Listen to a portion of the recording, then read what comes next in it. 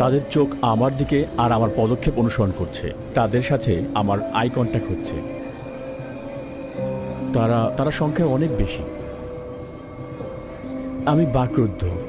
আমি নিজের অজান্তেই অস্বস্তি অনুভব করছি। অপরাধীরা সবাই সাদা শার্ট, শর্টস আর স্লিপার পরেছে, অন্য কোনো জিনিসপত্র নেই। বেশিরভাগই জীবনের প্রথম অর্ধে, অর্থাৎ 20 বছর বয়সী, কিন্তু প্রত্যেকেই গুরুতর অপরাধে দণ্ডিত। এমনকি সবচেয়ে কম অপরাধীরও গড়ে প্রমাণিত 20 থেকে 30টি ঘটনা রয়েছে। কিন্তু এখানের কিছু অপরাধী শত শত নিরপরাধ মানুষের জীবন কেড়ে নিয়েছে। আমি বন্দীদের প্রশ্ন করতে পারি? না না না, যদি আপনার কোনো প্রশ্ন থাকে আমি সেগুলোর উত্তর দিতে পারি। আর তারা যদি আমার সাথে কথা বলতে চায় তাহলে আপনি কি করবেন?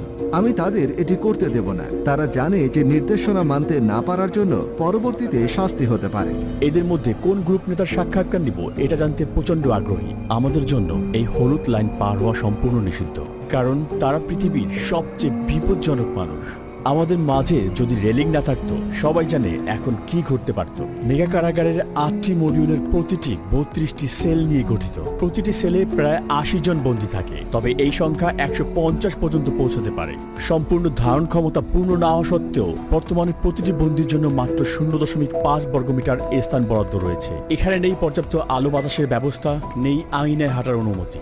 এখানে থাকা প্রতিটি অপরাধীকে এতটাই দীর্ঘায়িত এবং কঠিন শাস্তি দেয়া হয়েছে যা আপনি আপনার জীবনেও ভাবতে পারবেন না। এই সমস্ত বন্দীরা কখনোই বের হতে পারবে না। তারা কখনোই সূর্যের আলো দেখতে পাবে না। একমাত্র এখানে আসার বা এখান থেকে বের হওয়ার অনুমতি রয়েছে কেবল এখানকার কর্মীদের এবং আমাদের মতো মিডিয়াদের। কখনোই এই বিল্ডিং থেকে বের হতে পারবে না। আপনি যদি তাদের চেহারার দিকে তাকান, তাদের আত্মায় শূন্যতা দেখবেন।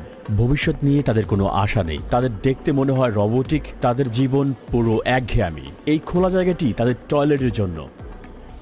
তাদের মাত্র 2টি টয়লেট রয়েছে 80 জন বন্দীর জন্য। এটা আসলে খুবই লজ্জাজনক। এর মাধ্যমে এই পুরো বন্দীদের আত্মবিশ্বাস আসলে ভেঙে যায়। এই একই জায়গায় যেখানে তারা টয়লেট করে, সেই একই জায়গায় তারা গোসলও করে। নিজেদের পরিষ্কার করতে তারা প্লাস্টিকের ডিপার এবং একটি শেয়ার করা বেসিন ব্যবহার করে।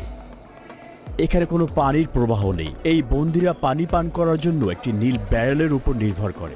তারা সবাই এখানে ঘুমায় এই ধাতব ব্যাংকে।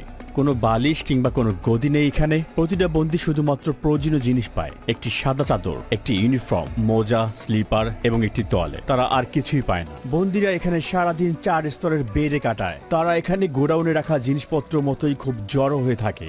স্বাস্থ্য এবং শৃঙ্খলা রক্ষার অংশ হিসেবে বন্দীরা 2 সপ্তাহ পর পর শেভ করে। এছাড়াও লম্বা চুল বা দাড়িতে তারা ধারালো বস্তু লুকিয়ে রাখতে পারে। একবার দেখা যাক, শার্ট খুলে এখানে লাইন ধরে দাঁড়ান। এখন তারা সবাই শার্ট খুলছে। এই বন্দীরা একসময় MS-13 এবং ব্যারিও 18 গ্যাংয়ের সদস্য ছিল।